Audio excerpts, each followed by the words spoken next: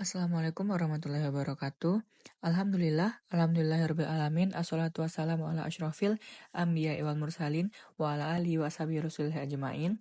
Salat berserta salam terlupa pula kita hadiahkan kepada Nabi besar kita yakni Nabi Muhammad SAW dengan hantaran kata Allahumma sholli ala sayyidina Muhammad wa ala ali Muhammad.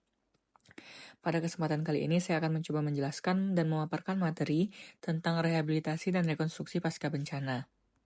Sebelum saya memulai pemaparan materi ini, izinkan saya memperkenalkan diri saya terlebih dahulu. Perkenalkan, nama saya Faiz Devula Antoni dengan NIM 2311212059. Saya berasal dari kelas A2.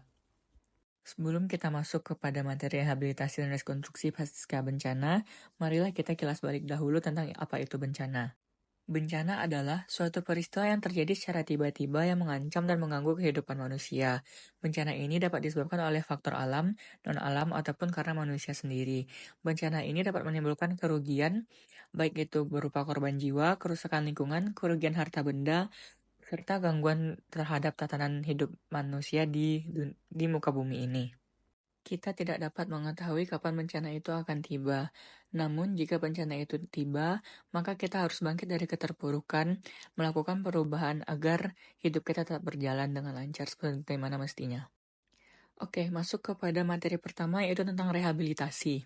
Rehabilitasi adalah proses pemulihan setelah bencana agar masyarakat bisa kembali menjalani hidupnya. Pemulihan ini baik dari sisi ekonomi, sosial, dan budaya.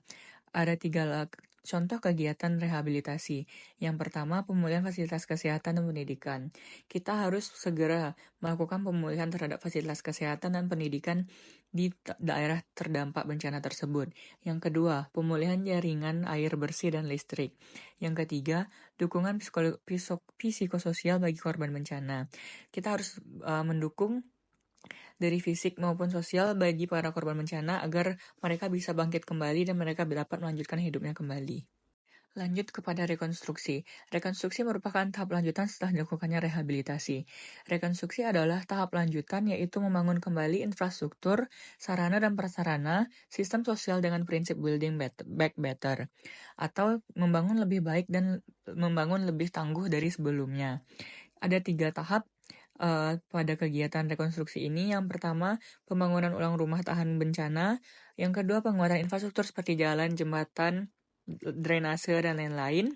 Dan yang terakhir adalah pengembangan sistem peringatan dini dan kesiapsiagaan pada masyarakat. Prinsip dari rekonstruksi ini adalah build back better, atau yang kita kenal dengan membangun lebih baik dan lebih tangguh dari sebelumnya, agar jika bencana itu terjadi kita dapat mengantisipasinya. Nah, berikut ini ada tahapan rehabilitasi dan rekonstruksi. Yang pertama ada penilaian kerusakan dan kebutuhan. Ini kita dapat melihat apa saja yang telah dirusak oleh bencana itu dan apa saja kebutuhan yang mendesak terhadap korban bencana tersebut.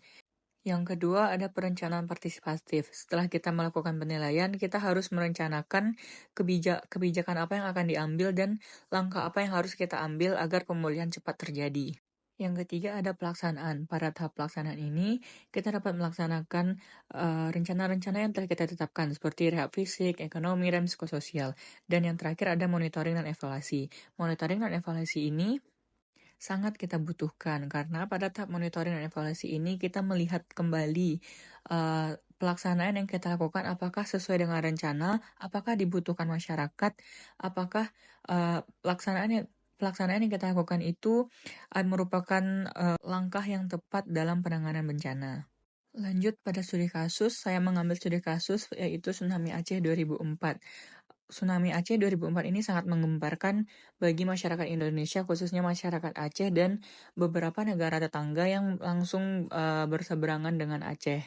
Tsunami Aceh pada tahun 2004 ini merupakan bencana yang dahsyat yang terjadi pada tanggal 26 Desember 2004 akibat gempa bumi berkekuatan 9,1 hingga 9,3 skala Richter mengguncang dasar laut di Samudra Hindia, sekitar 160 km sebelah barat pantai Malabo, Aceh, dan sejumlah negara di kawasan Samudra Hindia.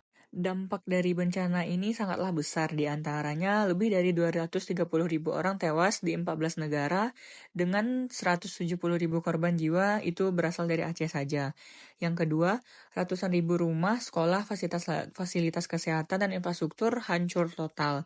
Dan yang ketiga, bencana ini menjadi salah satu tsunami paling mematikan dalam sejarah. Dari tsunami Aceh ini, kita merupakan menjadi pelajaran penting dalam kurun beberapa waktu. Proses rehabilitasi dan rekonstruksi berhasil membangun kembali kota dan desa yang hancur dengan perencanaan tata ruang baru, rumah lebih aman, dan keterlibatan masyarakat yang luas. Berikut saya lampirkan gambar hasil dari pencarian saya tentang keadaan kota Aceh saat ini. Rehabilitasi dan rekonstruksi yang dilakukan pada kota tersebut berjalan dengan lancar, di antaranya rehabilitasi berupa pemulihan layanan kesehatan dan pendidikan, pembangunan kembali puskesmas, rumah sakit, sekolah sementara. Untuk pelayanan sosialnya, ada bantuan psikososial bagi korban, terutama anak-anak dan perempuan. Pemberdayaan ekonominya itu adanya bantuan modal untuk UMKM, nelayan, dan petani yang kehilangan mata pencarian. Dan yang terakhir untuk tahap rehabilitasi adanya pendataan korban, baik itu berupa identifikasi korban hilang dan proses reunifikasi keluarga. Untuk tahap rekonstruksi ada dilakukan beberapa di antaranya pembangunan hunian tetap atau huntap. Lebih dari 120.000 rumah dibangun kembali di seluruh Aceh dan Kepulauan Nias. Yang kedua ada perbaikan infrastruktur, jalan raya, jembatan, pelabuhan, bandara, fasilitas air bersih yang sebelumnya itu terputus kembali dibangun agar Kota Aceh kembali dapat dihuni dan ditetapi. Dan yang terakhir ada pembangunan kembali lembaga pemerintahan seperti kantor desa, kecamatan, serta infrastruktur pelayanan publik lainnya. Mungkin sekian materi yang dapat saya paparkan. Terima kasih saya ucapkan. Closing statement dari saya, pulih tak hanya kembali, tapi bagaimana cara membangun lebih baik. Sekian dari saya, terima kasih. Wassalamualaikum warahmatullahi wabarakatuh.